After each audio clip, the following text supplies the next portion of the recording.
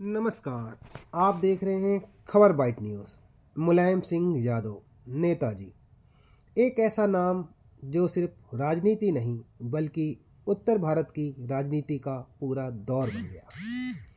देश उन्हें एक बड़े राजनेता के रूप में जानता है, लेकिन उनकी पहचान सिर्फ सत्ता तक सीमित नहीं थी। वो एक किसान थे, पहलवान थे, वो एक टीचर थे।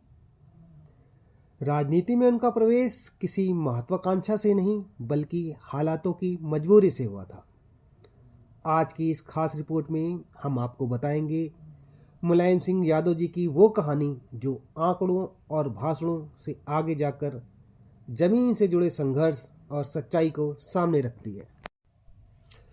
22 नवंबर 1939 उत्तर प्रदेश के इटावा जिले का छोटा सा गांव सैफई। एक किसान परिवार में जन्मे मुलायम सिंह यादव का सपना राजनीति तो कभी नहीं था। वे पढ़ना चाहते थे, सिखाना चाहते थे और एक सामान्य जीवन जीना चाहते थे। शायद इसीलिए उन्होंने शिक्षक बनने का रास्ता चुना।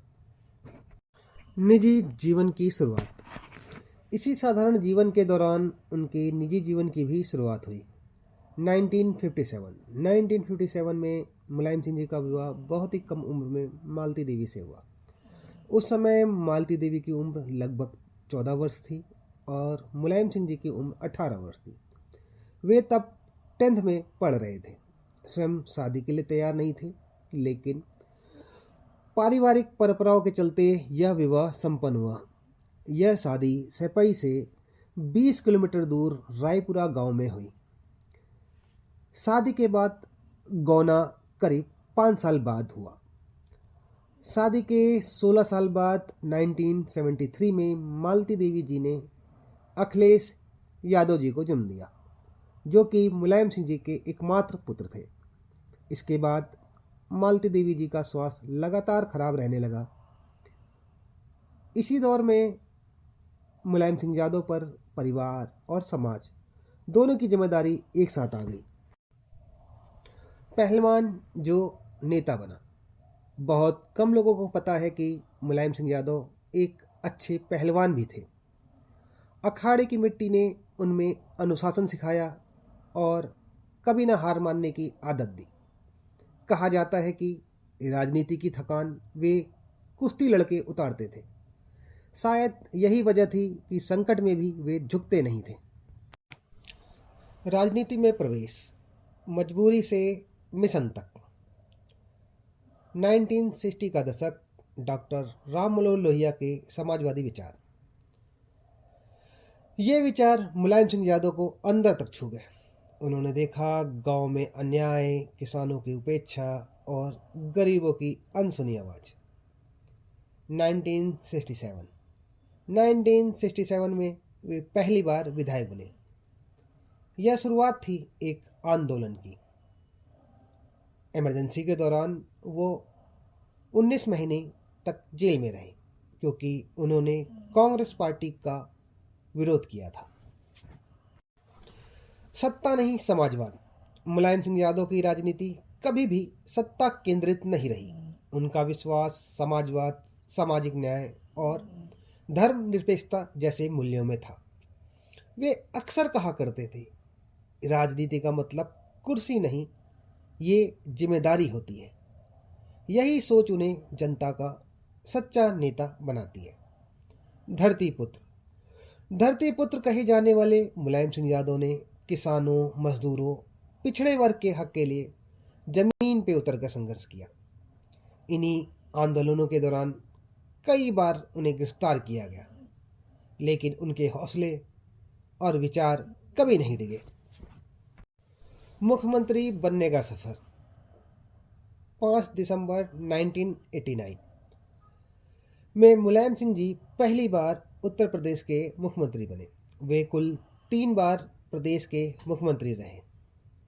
सबसे पहले 5 दिसंबर 1989 से 24 जून 1991 तक, उसके बाद 5 दिसंबर 1993 से 3 जून 1995 तक और लास्ट में 29 अगस्त 2003 से 13 मई 2007 तक। सरकारी गाड़ी तामझाम के बावजूद वो अक्सर साधारण कपड़ों में जनता के बीच चले जाते थे। कई बार बिना बताए गांव में पहुंच जाते थे ताकि खुद देख सकें कि काम कितना हो रहा है, योजनाएं लागू हो रही हैं कि नहीं हो रही हैं। समाजवादी पार्टी एक विचार की नींव। 4 अक्टूबर 1992 में उन्होंने समाजवादी पार्टी बनाई। यह सिर्फ एक पार्टी नहीं थी बल्कि एक विचारधारा थी। नारा साफ था, सबका सम्मान, सबका अधिकार। राष्ट्रीय राजनीति में प्रवेश। मुलायम सिंह जी 1 जून 1996 से 19 मार्च 1998 तक भारत के रक्षा मंत्री रहे। वे अचानक बॉर्डर लाइन एरिया में पहुंच जाते, जवानों से मिलते, गांव वालों से मिलते। उनका मानना था देश की नीतियां फाइलों से नहीं बनती बल्कि लोगों से बात करके बनती हैं। तिब्बत पर उनके कमेंट कि इंडिया को एक फ्री और इंडिपेंडेंट तिब्बत का सपोर्ट करना चाहिए, ये इंटरनेशनल पॉलिटिक्स में भूचाल आ गया था। अंतिम विदाई लेकिन विचार अमर।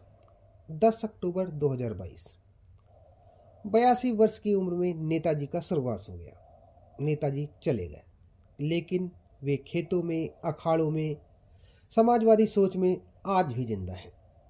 क्योंकि मुलायम सिंह यादव सिर्फ एक व्यक्तित्व नहीं थे, वो संघर्ष की आवाज़ थे, विचारधारा की पहचान थे और एक अपने दौर का इतिहास थे। अगर आपको यह कहानी सोचने पर मजबूर कर गई हो तो वीडियो को लाइक करें, इसे ज़्यादा से ज़्यादा शेयर करें और खबर बाइट न्यूज़ को सब्सक्राइब करना ना भूलें। हम फिर लौटेंगे एक और ऐसी ही कहानी के साथ जो सिर्फ खबर नहीं, हकीकत होती है। देखते रहिए खबर बाइट न्यूज़। धन्यवाद। जय हिंद।